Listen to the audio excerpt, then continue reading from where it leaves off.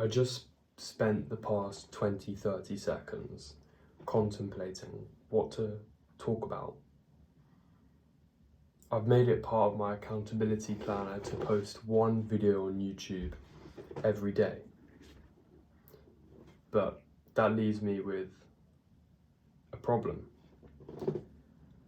How am I supposed to create a video when I don't have the idea for one? Well, I'm going to prove to you right now that if you even don't have an idea, you can still make, create, and flourish nonetheless. And I've just proven that to you by making this video about that. Do you understand? I didn't have an idea about what to make this video about, so I made that the idea. Do you see what I'm getting at? The mere fact that you're able to make that conclusion means to presume you aren't creative. You have to have at least some tiny shallow level of creativity to come to that conclusion, because you picked that from thin air. Yes, you built up a lot of assumptions which can make you more reluctant to create, but any thought you think is a creation. On a separate note, actually, now that we've segued into a sort of flow state of thinking, I had a question about whether creativity is just the iterations of ideas that already exist, or is it possible to create something from thin air? And I mean that, of course, figuratively, but the phrase does it justice, where you can see there's air right here. If you move your hand like this, you can feel the air here. You can feel it. There's air. If you can just cause something to exist from this expanse, then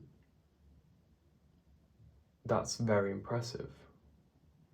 Because that's what I'm getting at, is all creativity, at least now, contemporarily, is it just the iterations of things that already exist?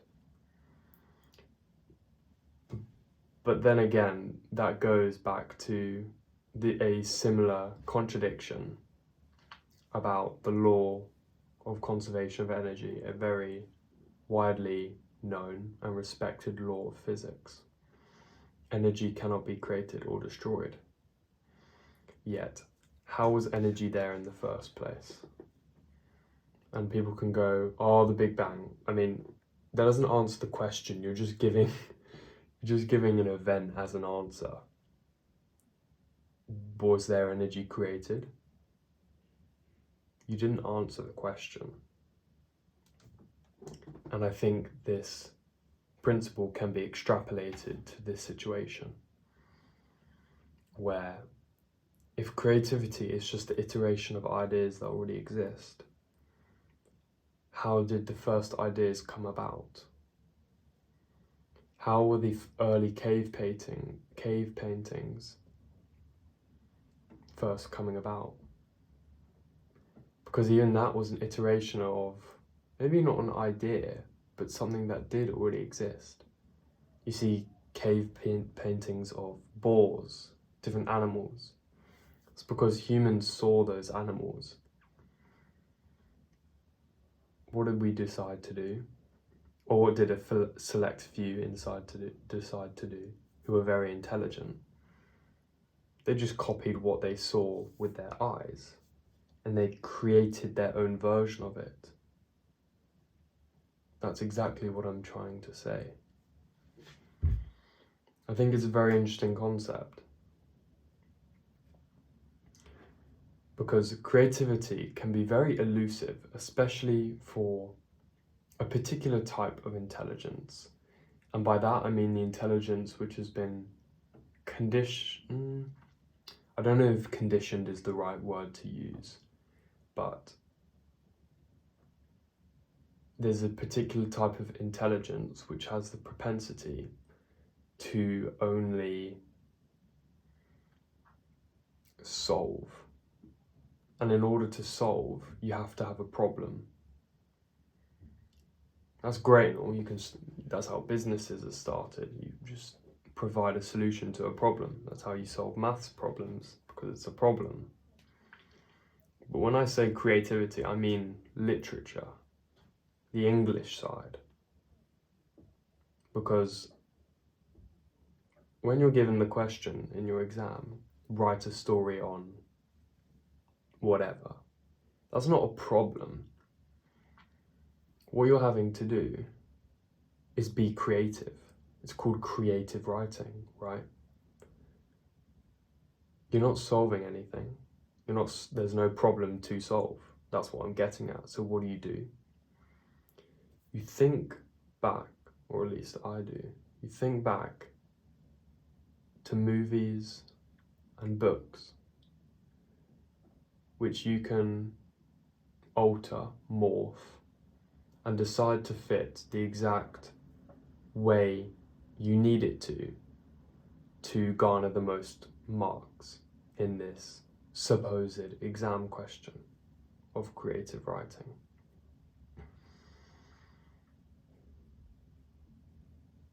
And I guess what I'm trying to do is trying to distinguish two separate forms of intelligence, because there isn't just one form.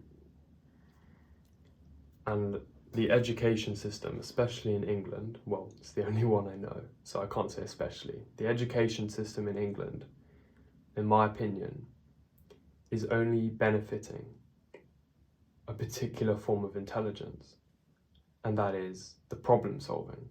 Yes, there's English, but what are the degrees that matter at university?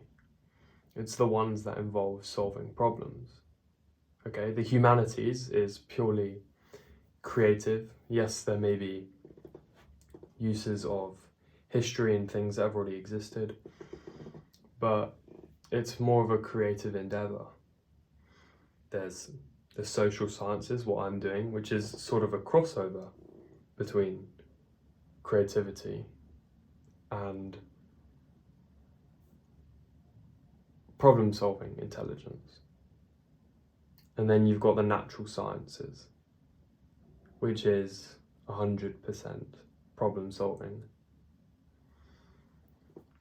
Now, just to finish, there's an interesting dilemma for the problem-solving endeavor, because in order to innovate, you have to be creative. Because from my perspective, most things or most inventions have been done not by accident, which some people like to say they have, but it's simply an iteration of something until a desired outcome is created. And that's the idea I'm getting at. Remember at the start of the video I said creativity is just the iteration of ideas that already exist. Thomas Edison, well, a bit controversial between Thomas Edison and Nikola Tesla. We won't get into that though. But the famous phrase, because Thomas Edison's a businessman, not a scientist. Look it up. But Thomas Edison famously quoted, I can't remember the exact quote, it goes something like, I didn't fail 9,999 times. I just found 9,999 ways that didn't work. Okay, because he's iterating through all the ways and he found the one that works. that's a form of innovation, which is an indirect form of creativity. And the creativity in this sense is the iteration of ideas that already exist. So if there's anyone... Actually, no, I think it's impossible. No one can be creative from nothing. AI is creative because of the information it is built upon. Humans are the same to an extent, just to a way lesser degree.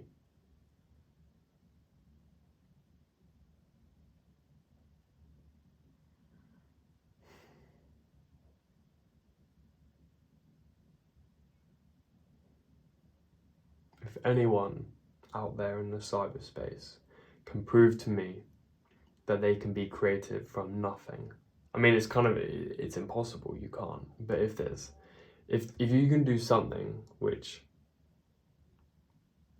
allows me to believe that you are creative out of nothing, then